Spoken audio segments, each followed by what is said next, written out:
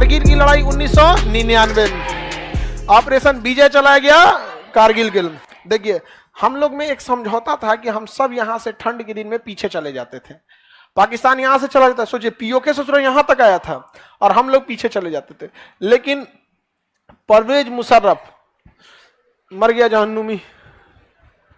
जहन्नुमी मतलब समझते हैं? नरक में, नरक को उर्दू में जहन्नुम बोलते हैं। नरक को क्या कहते हैं? जहन्नुम बोलते हैं। जा जहन्नुम में नहीं, नरक में जाओ। यहाँ पे परवेज मुशर्रफ उस समय सेनापति था पाकिस्तान का। उसने पूरी सेना को चढ़ा दिया, कहा कि हिंदुस्तानी पीछे लौट चुके हैं, दुनिया थूकेगी तो क्या हुआ, चढ़ जाओ खाली जगहों पे। समझ गया? इसके लिए डिसिप्लिन मायने नहीं रखता है, इसलिए मरने के बाद भी लोग क्या कर रहे हैं, गरिया रहे थे, चढ़ गए यहाँ पे। जबकि हम सब का एक एग्रीमेंट होता था, ठंड में हम सब पीछे हट जाते थे। 1998 में हम सब क्या हो गए, पीछे हटे। लेकिन इस पीछे हटने के बाद चढ़ गया वापस और हमारे ही पोस्ट पे आके कब्जा कर लिया, पूरे पहाड़ी पे कब्जा कर लिया। जब हमारे सैनिक गए ना तो कैप्टन सौरभ कालिया सबसे पहले गए, कैप्टन सौरभ कालिया। कैप्टन सौरभ कालिया को इन सब पकड़ के उनका आंख निकाल दिया था सर, आंख, सारी उंगलियां काट लिए थे सर। ये होंठ जो होता है ना, काट के इसे खींच दिए थे सर, यहाँ पे कान कटा हुआ था यहाँ पे, और मतलब जैसे मन वैसे लाश के साथ खेले थे सब, अब फेंक दिए थे सब कैप्टन सौरभ कालिया को। पर भगवान से प्रार्थना करते हैं, खुदा वाहे गुरु ईश्वर, कैप्टन सौरभ कालिया को मुशर्रफ का पता बता दीजिएगा कि कहां है ये, वहीं मारेंगे उनको। बीच में सब छुड़ाने आएंगे सब, देवदूत वगैरह स्वर्ग में होते होंगे सब देवदूत, ये सब चीजें, स्टाफ वहां भी होगा सब अपना। ए छोड़ दो, ए ना ना, मारेंगे चचुआ को यहाँ पे, नीचे का बदला ऊपर देंगे। बताइए इस तरह की इंसानियत होती है। युद्ध में हर सैनिक एक दूसरे को मारते हैं। आपको अगर मारना था तो इज्जत से लाश लौटा देना चाहिए था, ऐसे फेंक दिया था वहां पे। अब अटल बिहारी वाजपेयी ने सीधा आदेश दिया कारगिल पे चढ़ाई करने के लिए। तो इनको लगा कारगिल पे चढ़ाई करना, अरे वहां के सब पहाड़े पे कब्जा कर लिए थे सर, पूरा यहां से यहां तक। हम लोग को क्या लग रहा था कि कारगिल पे ही मैंने, लेकिन कारगिल से रिलेटेड हर एक पहाड़ी पे पूरा कब्जा कर लिया था। एक लंबे एरिया में कारगिल पे क्या कर लिए थे सर, कब्जा कर लिया था सर यहाँ पे। अब इसमें आपकी कारगिल मूवी भी बनी है, शेरशाह मूवी भी बनी है, समझा क्या? टाइगर हिल को लेकर कहानी है किसका, शेरशाह का। और वहां पे पाकिस्तानी इतने खतरनाक थे सब, मतलब इतना माइंडसेट से आए थे सब वहां पे, कि उन्होंने क्या किया ना कि भारतीय सैनिकों का जो रास्ता था यहाँ माइंस बिछा दिया। अब कोई आता था तो माइंस से उड़ जाता था। अच्छा, पाकिस्तान वालों से कहा कि तुम इधर से तोप का गोला चलाओ, अगर माइन से बच गए तो किससे चलाते? तोप का गोला से। उसमें से ठंड पड़ती थी, बर्फ से कोई मर जाता था यहाँ पे। उसके अलावा यहाँ मशीन गन खड़ा कर दिए थे सब, हाइट पे थे सर, धर धर धर मशीन गन मारते थे सर। उसके बाद भी मशीन गन के बीच में स्नाइपर को छुपाए रहते थे सर। स्नाइपर का काम क्या होता है, वो कभी भी लो वैल्यू टारगेट को नहीं मारते हैं। वो जैसे इतना भीड़ रहेगा ना, जैसे इसमें स्नाइपर किसी को मारना रहेगा तो हमरे मार देगा वो।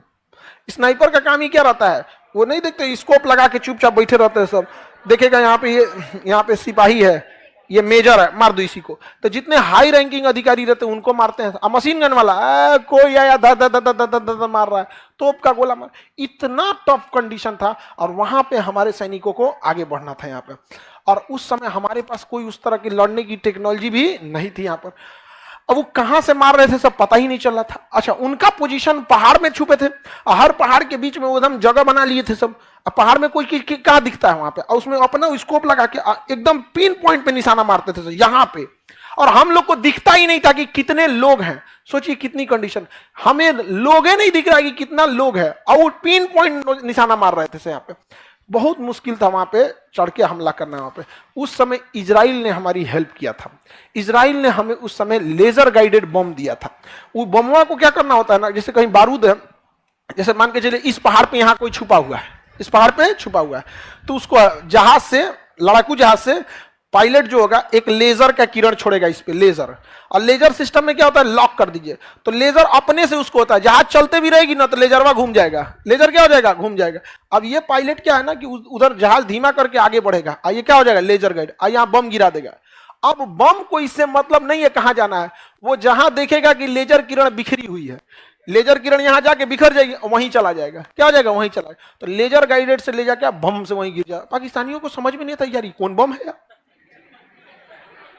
अरे यार उधर गिराया इधर कैसे आ गया यहाँ। अब पायलट लेजर गाइडेड बम में ना पायलट निशाना ही नहीं लगाता है, वो क्या लगाता है, लेजर, अब बम गिरा देता है। बम को क्या करता है, गिरा देता है। अब बम जब गिरेगा ना तो उसका विंग्स खुलता है, बम का क्या खुलता है, विंग्स।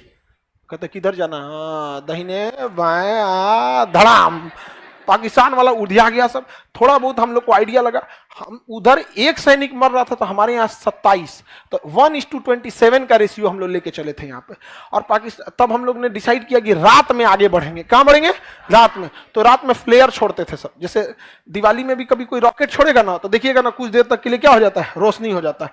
उस बीच में भी मारते हुए हम लोग कहाँ बढ़े थे, आगे बढ़े थे। एयरफोर्स भी तबाह की थी इन 100 को। पाकिस्तानी इधर से इतने बेशरम थे सब कि इधर से बम मारते थे सब, तोप। इतना बेशरम इंसान आपको दुनिया में नहीं मिलेगा। जब यूएनओ में बात गई तो पाकिस्तान कह रहा है हम थोड़ी कर रहे हैं, ये तो आतंकवादी मार रहे हैं सब। तो एक बात बताओ, आतंकवादी के पास गोला बारूद होता है, तोप कहां होता है? तो भारतीय सेना ने कहा कि ये तोप कहां से आ रहा है, तुम्हारे यहां आतंकवादी तोप लेके घूमते हैं, तो यूएनओ इसे आतंकवादी देश घोषित कर दीजिए, सब मिलकर तोप व्यवस्था कर देंगे सब। अब क्या हो गया, यहाँ पे अटल बिहारी वाजपेयी पूरा आग बबूला होते, कहे चाहे जो कुछ हो, एयरफोर्स को लगाइए, नेवी को लगाइए, आर्मी को लगाइए। तो नीचे से कौन मार रही थी, आर्मी, और ऊपर से एयरफोर्स। लेकिन क्लोज लड़ाई में एयरफोर्स भी कुछ नहीं कर सकती थी। अरे क्लोज लड़ाई होगी आमने सामने में तो कौन लड़ाई, कौन किसको मार देगा यहाँ पे, समझ में आ गया कि नहीं यहाँ पे। और उधर वो सब थे सब मशीन गन से जिसको मन वो हाइट पे थे सब, पहाड़ ऐसे पत्थर फेंक देते थे सब, क्या फेंक देते थे, पत्थर। वहां पे भारतीय सेना को लड़ना था। कैप्टन मनोज पांडे, लखनऊ के मनोज पांडे, आज भी लखनऊ में जाएंगे तो एक मनोज पांडे चौराहा मिलेगा आपको, ऐसे गोरखा रेजिमेंट, वहां पे वो मारते हुए ना पूरा तोप का गोला बारूद मारते हुए 900 के उसमें घुस गए बंकर में। लाइन से बंकर थे, सब बंकर को घेर लिए यहाँ पे, और उसका बंदूक फेंक के और गोरखा रेजिमेंट के पास एक चाकू होता है, खुखरी बोलते हैं उसको, अब देख के खुखरी से मार मार के ना सर अलग कर दिए। और जब पाकिस्तानियों का सर अलग हुआ ना तो वो सब बंदूक छोड़ के भागने लगा सब, वहां पे बंदूक छोड़ के क्या होगा, भागने लगा सब। चाकू से दौड़ा देखिए, हथियार से लड़ने से ज्यादा जिगर होना चाहिए यहाँ पर। उन सौ के घुस के घर में बंदूक फेंक के वो इंसान और किससे मार रहा है, चाकू से। अब पाकिस्तानी भी कंफ्यूज हो गए सब कि यार गोलियां कैसे चलाए, हमरे चाचा को मार रहा है वो। ये कम थे, कैप्टन पकड़ लिए को मेजर को, अल्ले अब मार रहे हैं। अब उधर से कोनो गोलियों नहीं चला पा रहा है, काहे वो करो, मेजर जाएगा, मत मारो, ये लेके जाएंगे। अब मार दिए यहाँ पे। तब तक उधर से स्नाइपर रहते थे। स्नाइपर जो होते हैं सब ना ऐसा जगह छुपे रहते हैं जहाँ आपका ध्यान ही नहीं जाएगा, और ओढ़ के ढके रहते हैं सब। और भाई और वहां स्नाइपर क्या कर दिए, मार दिए, स्नाइपर ही मारा था सब। यहाँ पे शेरशाह मूवी देखे, कैप्टन विक्रम बत्रा को किसने मारा, स्नाइपर। अच्छा, वो लड़ाई के मैदान से कहाँ रहते हैं सर, दूर रहते हैं सर। अब इतना तबाही हुआ, पाकिस्तान वाले भी मरना चालू किए सब। पाकिस्तान अमेरिका को कह रहा है बचाइए यहाँ पे, तो अमेरिका कहा कि यार इतना बेशरम तो हम भी नहीं है। अमेरिका क्या बोला, ऐसा तो हम भी नहीं यार, तुम इतना काहे करते, जब तुमको आतंकवादी ही भेजना था तो आतंकवादी भेजे रहते, ये तोप का गोला भेजे, पूरी दुनिया गरियारी है यहाँ पर। अब अटल बिहारी वाजपेयी ने कहा कुछ भी हो जाए यहाँ पे, उन्होंने जिम्मेदारी दिया किसको, नेवी को। इंडियन नेवी गई, ब्लॉक मार दी पूरा पाकिस्तान को, ले। अब पाकिस्तान के पास अपन कौन सी होता है, सऊदी अरब से तेल की सप्लाई बंद। पाकिस्तान के पास 7 दिन का तेल बचा हुआ था, 7 दिन के बाद उसका रेलवे स्टेशन, जहाज, मोटरसाइकिल, सब चीज ठप। सोचिए पेट्रोल पंप बंद तो क्या हो जाता है, सब चीज बंद। पेट्रोलियम बहुत, ट्रांसपोर्टेशन एक बहुत बड़ा हिस्सा होता है देश का, 25% चीजें ट्रांसपोर्टेशन पे टिकी हुई है यहाँ पे। अब अटल बिहारी वाजपेयी ने कहा कि तोरा क्या लगता है हम कारगिल में लड़ेंगे, हाँ ये सब एयरफोर्स ने भी, ये सब किस दिन काम आएंगे सब। तो यहां से कौन घेर ली, और ऊपर से एयरफोर्स, और जमीन पे पहाड़ पे आर्मी ने जब सफाया चालू किया ना तो वहां से भाग गए थे सब। पाकिस्तानी सब क्या हो गए थे सब, भाग। बहुत बार ऐसा हुआ कि भारतीय सैनिकों को खाना नहीं पहुंचा पा रहे थे लोग, तो ये लोग जल्दी, तो वो सैनिक कहते थे साहब जी भूख लगी है, क्योंकि सेना अपने कमांडर से कहेगा साहब जी 2 दिन से खाए नहीं, साहब जी भूख लगी है। अब वो कहां से कहेंगे, और उसका कमांडर क्या कर रहा था नीचे बेस में, खाना नहीं चाहिए, हथियार भेजो, हथियार। आई कहते जवानों खाना आने में देर है, इन्हीं को मारो, इनका खाना खा लेते हम लोग यहाँ पर। तो हम लोगों ने खाना आने में देर हुआ ना, तो उन ससुरन को मार के और 900 का आदमी खाना खाया था, हलवा उलवा बनाया था, सब वहां पे आदमी खाना खाया था यहाँ पे। बहुत बार ऐसा हुआ था यहाँ पे। उसके बाद जब युद्ध खत्म हुई तो पाकिस्तानियों ने उनकी लाशें लेने से मना कर दिया, कहा कि हम ये लाश नहीं लेंगे, हमारे लोग ही नहीं है, ये तो आतंकवादी हैं। तो भारतीयों ने कब्र खोद के, फौज में एक वैकेंसी निकलती है धर्मगुरु की, उसमें मौलवी भी जाएंगे, गुरु, सिख गुरु भी जाएंगे और सब जाएंगे। और यकीन, अच्छा कभी आप लोग तो फौज में नहीं गए वहां पे, वहां का पूजा स्थल देखेंगे ना तो ऐसे ही हॉल रहेगा, ऐसा हॉल रहेगा यहाँ पे। यहाँ कोई नमाज पढ़ रहा है और वहां कोई वाहे गुरु की पूजा कर रहा है, कोई क्रिश्चियन है तो वो कर रहा है, इसी में ई ना कि वो तुम्हारा मस्जिद सब हमारा है। और जो सेना का कमांडर होता है ना, सेना का कमांडर, अब भाई सेना कमांडर के पास तो बहुत सारे सैनिक हैं यहाँ पे। अब उनको अगर कोई अगर धार्मिक चीज में गया ना, अगर सिख के पास गया तो सिख की तरह जाएगा, ये नहीं कि हम पगड़ी क्यों लगाएंगे, वाई गुरु की जय क्यों बोलेंगे। और मुस्लिम में गया तो वो मुस्लिम के वेशभूषा रहेगा, जो उसका तरीका है वहां पे बाल ढकना, चाहे वो साफा से ढके या फिर टोपी से ढके। और जब अपने पूजा स्थल पे जाएंगे तो टीका लगाना पड़ेगा, और जब युद्ध के मैदान में आएंगे तो हेलमेट पहन के गोली खिलाना होगा यहाँ पर। इसलिए हिंदुस्तान की फौज की इज्जत है, because they follow the discipline. तो लाइफ में हमेशा याद है कि डिसिप्लिन, डिसिप्लिन का मतलब ये नहीं होता है कि आपको बस क्लास में डिसिप्लिन, आप जहां रहते हैं उस एरिया में भी डिसिप्लिन रहना चाहिए। यहाँ पे कहाँ क्या चीज है, हर चीज में आपको क्या होना चाहिए, डिसिप्लिन रहना चाहिए। डिसिप्लिन मतलब जो आपको जिम्मेदारी दी गई यू हैव टू फॉलो, चाहे कुछ भी हो जाए यहाँ पे। और हमारे इंडियन आर्मी ने धर्म गुरुओं को बुलाकर उन लोग की कब्र खोद के इज्जत से दफनाए थे लोग, जबकि कुछ सैनिक सब मना किए थे सब कि इन सब का भी हम लोग आंख निकाल लेते हैं। तो भारतीय सेना के जो कमांडर थे उन्होंने समझाया था कि जानवर और इंसानों में फर्क होना चाहिए, चाहे दुश्मनी कुछ भी हो, we have to follow discipline. और हम लोगों ने उनकी लाश को दफनाया था यहाँ पर। समझ में आया कि नहीं आ गया? अब वो चट्टा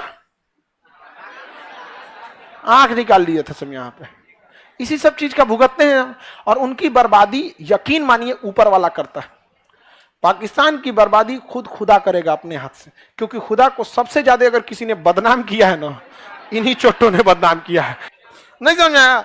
तो कारगिल की लड़ाई जो थी बहुत अच्छा, अमेरिका कहा अटल बिहारी वाजपेयी को कि कारगिल की लड़ाई तत्काल बंद कीजिए। मैं आपको कहता हूं कारगिल की लड़ाई बंद कीजिए। यहाँ पे पाकिस्तान के प्रधानमंत्री हमारे यहाँ बैठे हुए हैं, तो अटल बिहारी वाजपेयी ने कहा कि कारगिल की लड़ाई हम कैसे बंद कर सकते हैं, ये पाकिस्तान के हाथ में है, आतंकवादियों को बोलिए वापस जाए। तो कह रहा है कि आप मत भूलिए अटल जी कि पाकिस्तान एक परमाणु संपन्न देश है। कहा कि बोलिए उसको मारे, बोलिए उसको मारे, वो मार जरूर देगा, लेकिन वादा करते हैं कि अगले दिन का सूरज पाकिस्तान का कोई व्यक्ति नहीं देख पाएगा। मारेंगे परमाणु बम यहाँ पे। हम उस खुश नसीब में से है ना जो हमने एक साथ अटल बिहारी वाजपेयी और एपीजे अब्दुल कलाम को देखा था। उसके बाद यह दिन अब भारत में किसी को नसीब नहीं होगा, क्योंकि अब देश, सिद्धांत, ये सब साइड हो गया है। अब राजनीति के लिए क्या सही है वही सही है, लेकिन अटल बिहारी वाजपेयी में ये चीजें थी। यहाँ पर आज भी यहाँ पर अटल बिहारी वाजपेयी और एपीजे अब्दुल कलाम, हमें नहीं लगता है कि ये लोग इंसान थे, अवतार थे ये किसी ना किसी चीज के यहाँ पर। वरना भारत को ये दो जोड़ी एकदम अतुलनीय है यहाँ पे। अभी के समय में क्या है, हमारी प्रधान राष्ट्रपति हैं द्रौपदी मुर्मू जी, बट क्या है ना कि वो एकदम वो राष्ट्रपति बनी तो उनकी शोभा और बढ़ गई। बट एपीजे अब्दुल कलाम के साथ ऐसा नहीं था। एपीजे अब्दुल कलाम जब राष्ट्रपति बने तो राष्ट्रपति पद की गरिमा बढ़ गई थी। समझ रहे हैं अंतर, समझ रहे हैं कि नहीं समझ रहे? एपीजे अब्दुल कलाम इसलिए फेमस नहीं है कि राष्ट्रपति हैं, इसलिए फेमस है कि वो कलाम साहब है। समझ में आया कि नहीं गया? वो राष्ट्रपति नहीं भी रहते तो उनकी उतनी ही इज्जत होती है यहाँ पे, और हम लोग उन्हें राष्ट्रपति के रूप में याद करते हैं, एक देशभक्त के रूप में याद करते हैं। नासा ने उनको बोला था कि आके हमें नासा ज्वाइन कर लिए, उन्होंने कहा कि देश को उन जैसे लोगों की जरूरत है। कहा कि हम शादी ब्याह किए, हमारा कोई नहीं है, बस एक हमारी भारत माँ है, और माँ को हम कैसे छोड़ सकते। ऐसे व्यक्ति थे यहाँ पे। और आज भी हम लोग इजराइल का साथ देते हैं। रीजन क्या है? कारगिल की लड़ाई में हमारा साथ दिया था, कारगिल की लड़ाई में हमारा साथ दिया। और इजराइल की नीति है, इजराइल के दुश्मन ऑटोमेटिक गायब होने लगते हैं। आप लोग कुछ न्यूज देख रहे हैं, कुछ गायब हो रहे हैं लोग कि नहीं? ये किसकी नीति है? इजराइल। अच्छा, मोदी जी जाते हैं तो इजराइल का नेतन्याहू तुरंत गले लगा लेता है। मोदी जी हाथ मिलाने का कल्चर खत्म कर देंगे। जापान जता रहे यार, हाथ छोड़ यार, यहाँ आ जाओ। अरे जो बाइडेन, अरे हाथ हटाओ यार भैया, जो यहाँ गल हमको लगता है ना अभी हाथ मिलाने वाला कल्चर है, क्या कर देंगे, खत्म कर देंगे, नहीं समझ में आया यहाँ पे। हालांकि विदेश नीतियों में अच्छे हैं, नो डाउट, सैन्य नीतियां और विदेश नीतियां बहुत ही प्रबल हैं यहाँ पर, समझ में आ रहा है कि नहीं यहाँ पे, तो ये चीजें उनके अच्छी है यहाँ पे। तो हम लोग के प्रधानमंत्री मतलब विदेश नीति भी क्या होनी चाहिए, बेहतरीन होनी चाहिए यहाँ पे, कहीं पे भी विदेश नीति बहुत मायने रखती है। समझ में आ गया कि नहीं आ गया, किसी को कोई दिक्कत?